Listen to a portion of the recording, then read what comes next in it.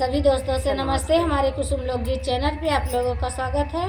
सुनैना देहाती official channel पर आप लोगों का स्वागत है। कुसुम ऑफिशियल चैनल पे आप लोगों का स्वागत है। 3 चैनल है, तीनों चैनल पे आप लोगों का स्वागत है। देखिए, बहुत प्यारा सा आज भोलेनाथ का दिन है, इसीलिए हम दोनों सहेली भजन सुनाने चले हैं। आयन दीदी के मंदिर है दुआरे, वही मंदिर पे भजन सुनावे चलते और हमारे मंदिर पे आज कथा भवा है। इनके देवरानी के बहु सुनी है कथा। निमंत्रण दे रहे हैं, लेकिन आवै में देर हो गई इनका आवै में। और आइए, बहुत प्यारा सा भजन सुनाने चल रही हैं हम दोनों सहेली। भजन अच्छा लगे तो लाइक सब्सक्राइब करिए, कमेंट में बताइए, जरूर कह के बताइए। आइए सुनाने चल रही हूँ।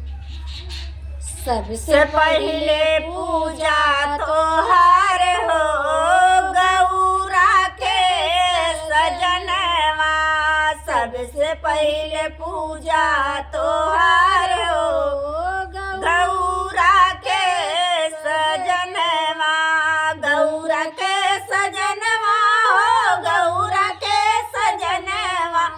सबसे पहले पूजा तोहार हो गौरा के सजनवा। सबसे पहले पूजा तोहार हो गौरा के सजनवा। ब्रह्मा से पहले हो विष्णु से पहले।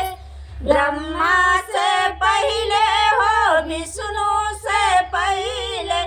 लक्ष्मी से पहले तोहार हो गौरा के सजनवा। लक्ष्मी से पहले तोहार हो गौरा के सजनवा। सबसे पहले पूजा तोहार हो गौरा के सजनवा।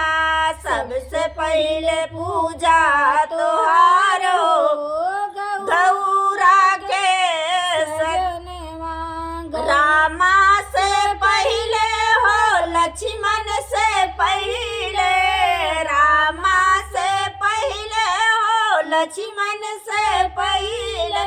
सीता से पहले तोहार हो गौरा के सजनवा।